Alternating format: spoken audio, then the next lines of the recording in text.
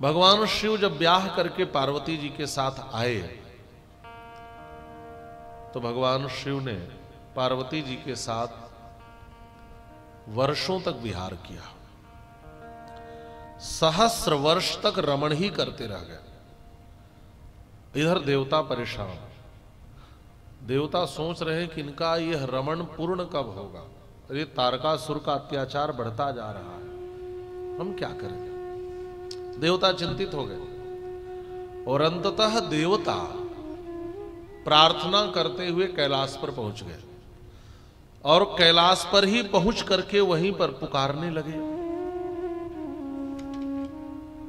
हमारी रक्षा करो, रक्षा करो, रक्षा करो। भगवान विष्णु को लेकर के। अच्छा, कोई अपने पत्नी के साथ विहार कर रहा और कोई दरवाजे पे आके रोने लगे, उसको तो बाहर आना ही पड़ेगा। अब भगवान शिव भगवती पार्वती को छोड़ करके बाहर आए। यहां सारे देवता प्रार्थना कर रहे थे कि महाराज 1000 वर्ष रमण के हो गए, पुत्र की प्राप्ति कब होगी, और जब तक पुत्र उत्पन्न नहीं होगा तो तारकासुर का वध कैसे होगा। देवता तो अपना ही स्वार्थ ढूंढते हैं महाराज। गोस्वामी जी कहते हैं आए देव सदा स्वार्थी, ये तो अपने काम के लिए आते हैं। रमण में विहार में विघ्न डाल दिया। भगवान शिव बाहर आए और जैसे ही बाहर आए देवताओं के पास, वैसे ही भगवान शिव का जो तेज था वह बहिर्गमित हो गया। भगवान शिव का तेज जब बाहर आ गया, अब क्या हो, तो देवताओं ने इशारा किया। अग्नि देवता कबूतर बन गए और कबूतर बनकर के भगवान शिव के तेज को ग्रहण कर लिए, खा गए उस तेज को।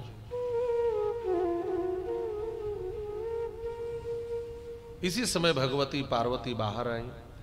पार्वती जी को बड़ा गुस्सा आया। पार्वती जी ने कहा, अरे देवताओं, कितने स्वार्थी हो तुम। पति पत्नी के विहार के बीच में तुमने बाधा डाल दी। और देखो तो जिस तेज पर मेरा अधिकार था, मैं पुत्रवती बनती, लेकिन तुमने उस मेरे अधिकार को छीन लिया, मुझसे जननी बनने का सौभाग्य छीन लिया। जाओ, मैं श्राप देती हूं, तुम्हारी पत्नियां भी जननी नहीं बन पाएंगी। भगवती पार्वती ने श्राप दे दिया। महाराज अग्नि देवता ने उस तेज को ग्रहण किया था, उनको भी श्राप दिया, जाओ तुम सर्वभक्षी हो जाओ। अरे क्या खाना पीना चाहिए इसका तो विचार करो, क्या खा लिया तुमने, इसलिए जाओ अब सर्वभक्षी हो जाओ, सब खाना पड़ेगा तुमको, जो भी आग में जो डाल दे उसे तुम्हें जलाना पड़ेगा। अच्छा, एक बात और है, देवता किसी भी चीज को ग्रहण करते हैं तो अग्नि के माध्यम से ही ग्रहण करते हैं। आज भी हम लोगों को कोई भी हवन करना हो किसी देवता के प्रति तो कहां डालते हैं, शाकल, अग्नि में ही डालते हैं। अग्नि तो सबके मुख है और अग्नि में डाली गई चीज देवताओं के उदर में जाती है। और अग्नि ने भगवान शिव के उस तेज को ग्रहण किया तो सारे देवताओं के पेट में वो आ गया और सबका पेट जलने लगा। अब तो देवता चिल्लाए, भगवान शिव के पास आ गए, प्रार्थना करने लगे, महाराज रक्षा करो, रक्षा करो, आपका तेज हम सबके पेट में आ गया, हमारे पेट में जलन हो रही है भयंकर। भगवान शिव ने कहा, मेरा तेज है, तुम धारण नहीं कर पाओगे, बमन कर दो, माने उल्टी कर दो। अब सारे देवताओं ने उल्टी किया और उल्टी कर दिया महाराज, तो सोने का पहाड़ की तरह तेज प्रकट हुआ। अब इधर अग्नि देवता कहते, हम क्या करें महाराज, हमारे ही माध्यम सब जगह जा रहा है। भगवान शिव ने कहा, अब तो ग्रहण कर लिया है तो सुनो, इसको मेरे तेज को किसी उचित स्थल पर पहुंचा दो, किसी सही जगह पर पहुंचा दो। यह तेज उस स्त्री तक पहुंचा दो जिसको धारण करने में समर्थ हो, इसका उपयोग हो जाएगा। अग्नि देवता ने विचार किया। एक दिन सप्तऋषि की पत्नियां गंगा जी में स्नान करने जा रही थी और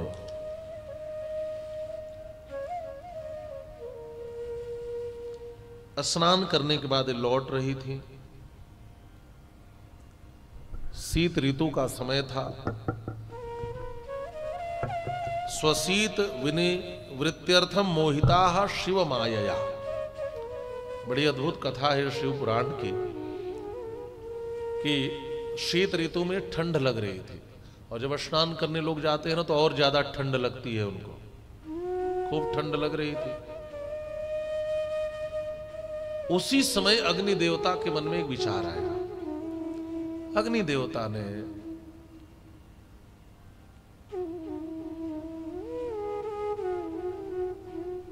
आइए बैठ से अग्नि देवता ने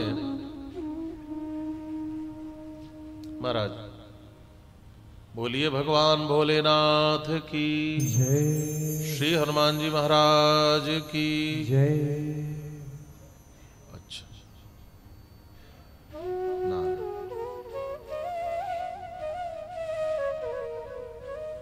विराजा। तो अग्नि देवता ने देखा कि ये सब ठंड से कांप रही हैं ऋषि पत्नियां और मैं यही प्रज्वलित हो जाऊं तो जरूर अग्नि के पास आएंगी। तो जब ठंड लग रही थी, जलती हुई अग्नि देखा ऋषि पत्नियों ने तो सबने कहा चलो चलो, वो देखो वहां देखो अग्नि अग्नि, ठंड लग रही है पास में चले हाथ सेकने। लेकिन जो वशिष्ठ जी की पत्नी थी अरुंधति जी ने मना किया। विचार करो, एक तो हिमालय, गंगा जी की धारा प्रवाहित हो रही है, बर्फ में ये अग्नि प्रज्वलित कहां से हो गई? नहीं नहीं, जरूर यहां कोई माया है, मत जाओ। लेकिन ये 6 मानी नहीं और चली गई पास में, और अरुंधति जी वापस गई। और जैसे आकर के इन लोगों ने अपने हाथ को आगे किया तापने के लिए उस आग को, वैसे ही अवसर देखकर अग्नि देवता ने इनके रोम छिद्रों के माध्यम से इनके गर्भ में भगवान शिव के उस तेज को स्थापित कर दिया और ये 6 ऋषि की पत्नियां गर्भवती हो गई।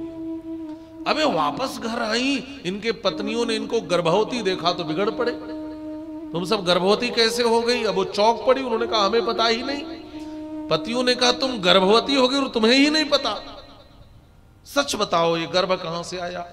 वो सब व्याकुल हो गई, हमें पता ही नहीं, हम गर्भवती कैसे हो गई, हम क्या करें, अब क्या करें? तो 6 ने विचार किया, एक तो यह तेज हमारे भीतर ऐसा है कि हम इसको सहन नहीं कर पा रहे हैं, चलो इसको हम सब निकाल दें, माने गर्भपात कर दें।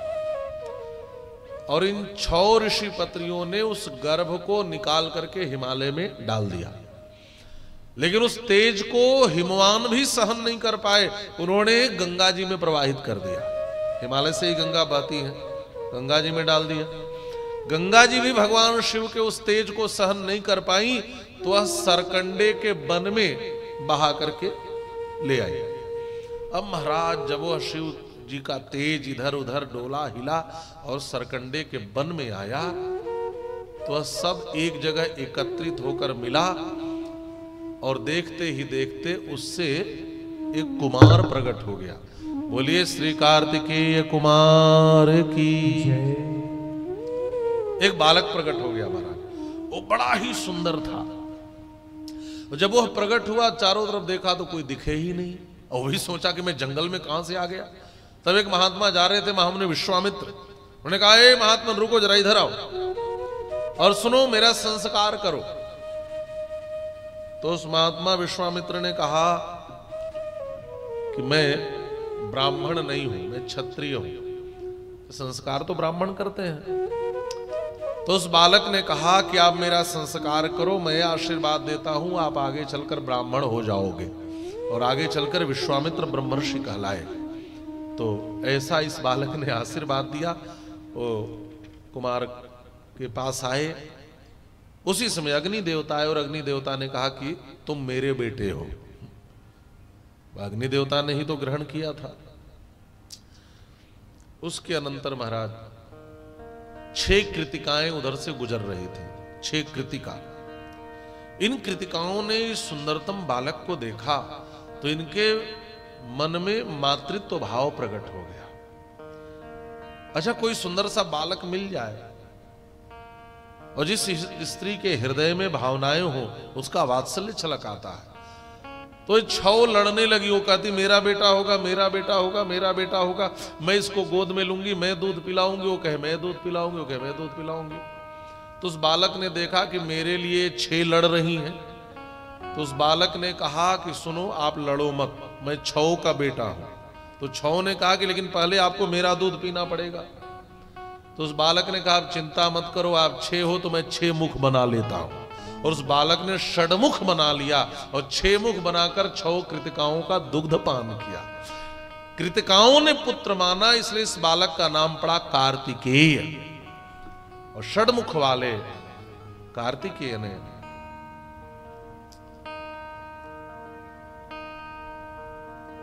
इन कृतिकाओं को मां स्वीकार किया, कृतिकाओं ने इनको अपना पुत्र स्वीकार किया। अच्छा, एक बात है, गोस्वामी जी ने शिवाशिव के विहार का वर्णन नहीं किया। शिवाशिव के विहार का वर्णन एक कवि ने बहुत किया है, आप समझ गए। कवि कुलगुरु कालिदास ने एक ग्रंथ लिखा है, उन्होंने कुमार संभवम। उनकी पत्नी विद्योत्तमा ने 3 शब्द बोले थे ना, अस्ति कश्चित बाग विशेषः, आपने पढ़ा होगा उनकी घटना। तो अस्ति से अस्त्युत्तरश्याम दिशि देवतात्मा, कुमार संभव की रचना की। कश्चित से मेघदूतम की रचना की।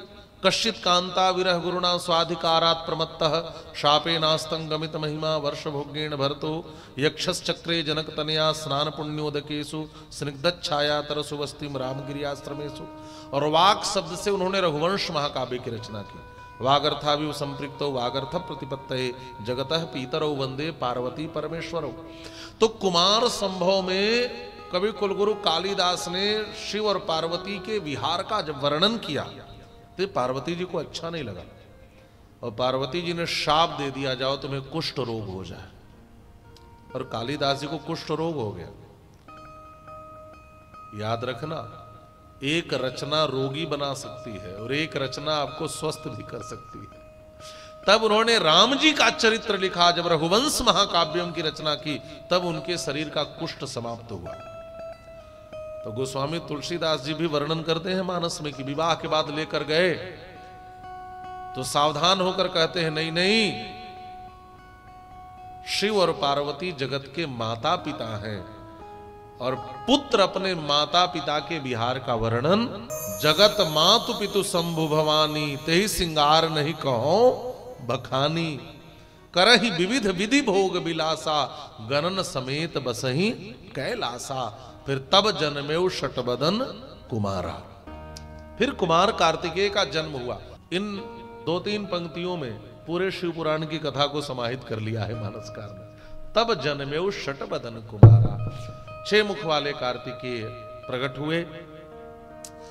इधर जब कार्तिकेय का जन्म हुआ तो मां पार्वती के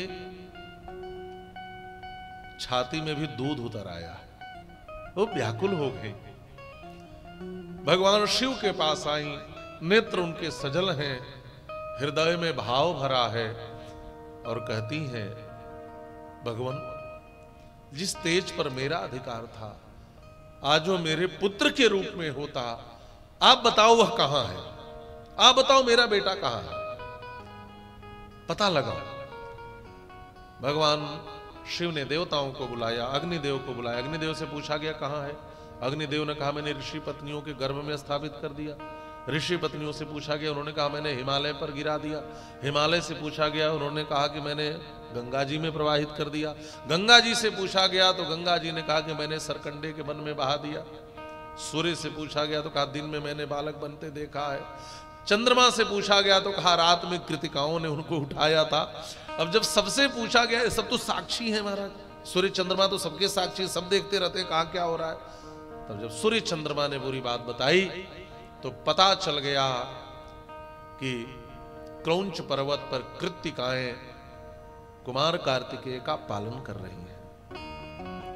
नंदकेश्वर को बुलाया और कहा जाओ मेरे पुत्र को ससम्मान लेकर के कैलाश पर आओ। तो महाराज पता चल गया। अब उधर जब भगवान शिव के गण आए हैं लेने के लिए, रथ आदि लेकर, बाजे गाजे लेकर, और कहा कि आप भगवान शिव के पुत्र हो, चलो आपके पिताजी ने बुलाया है, तो कृतिकाएं रोने लगी। कृतिकाओं ने कहा कि आप हमें छोड़कर मत जाओ। कुमार कार्तिकेय ने कहा मैया दुखी मत हो, मैं आता हूं पिताजी से मिलकर के। और कुमार कार्तिकेय को रथ पर बिठाया है, लेकर कैलाश आ रहे हैं। यहां पर वर्णन किया गया है कैलाश की बड़ी सजावट है महाराज, बड़ी साज सज्जा है कैलाश में। गुलाब जल, इत्र जल, केवड़े जल का खूब बढ़िया यहाँ छिड़काव हुआ है, और उसके अनंतर पूरे कैलाश को सुंदरतम ढंग से सजाया गया है। यहाँ पर देवांगनाएं कलश लेकर के तैयार हैं महाराज, और आज भगवान शिव के भी खुशी का कोई ठिकाना नहीं है। मैया पार्वती ने भी यहाँ सुंदर ढंग से पूरे कैलाश पर्वत को सजवाया है, चित्रकारियाँ बनाई गई हैं, मणियों से सजाया गया है, हीरा पन्ना रत्नों से सजाया गया है। खूब यहाँ पर वर्णन है, पूरे कैलाश को सजाया गया। क्यों? क्योंकि आज कैलाश पर कुमार कार्तिकेय का आगमन होने वाला है, और खोया हुआ बेटा मिलने वाला हो हमारा तो और माता पिता को खुशी होती है। जैसे ही कुमार कार्तिकेय का आगमन हुआ है, देवताओं ने जय घोष बोला है, और गणों ने भी जब जय घोष बोला तो आज भगवान शिव भी अपने आसन से खड़े हो गए, और मगन होकर के उन्होंने डमरू बजाया, और पूरा कैलाश आज नाच उठा है आनंद के साथ। बोलिए भगवान भोलेनाथ की। कुमार कार्तिकेय के आगमन से सारे लोग झूम उठे, देवता प्रसन्न हो गए। देवताओं को तो अपना सेनापति चाहिए था। भगवान शिव को अपने पुत्र की प्राप्ति हुई। दौड़कर भगवान शिव आए। उपगुह्य शिव प्रीत्या कुमारम मूर्धनि शंकर जघ्रौ प्रेमणा परेशान प्रसन्न स्नेह कर्तिका। भगवान शिव दौड़कर पास में आए, अपने बालक को रथ से उतारा, मस्तक सूंघ लिया, गले से लगाया और गोद में लेकर के बैठ गए। दुलार करने लगे, लेकिन पार्वती जी को रहा नहीं जा रहा। पार्वती जी बारंबार कहती है मेरे बेटे को मेरी गोद में दे दो, मेरे बेटे को मेरी गोद में दे दो। भगवती पार्वती की गोद में दिया। जैसे पार्वती अम्बा ने कुमार कार्तिकेय को गोद में लिया है, वही स्थिति हो गई। यस कहि मातु भरत ही लाए, थन पै स्रव ही नयन जल छाए। दो धारा एक साथ बह चली, आंख से आंसुओं की धारा और छाती से दूध की धारा। स्वमंकमारोप्य तदा महेशः कुमारकं तं प्रभया समुज्ज्वलम्।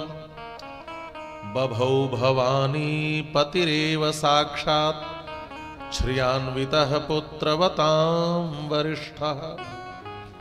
स्वमंकमारोप्य तदा महेशः। आहा, भगवती पार्वती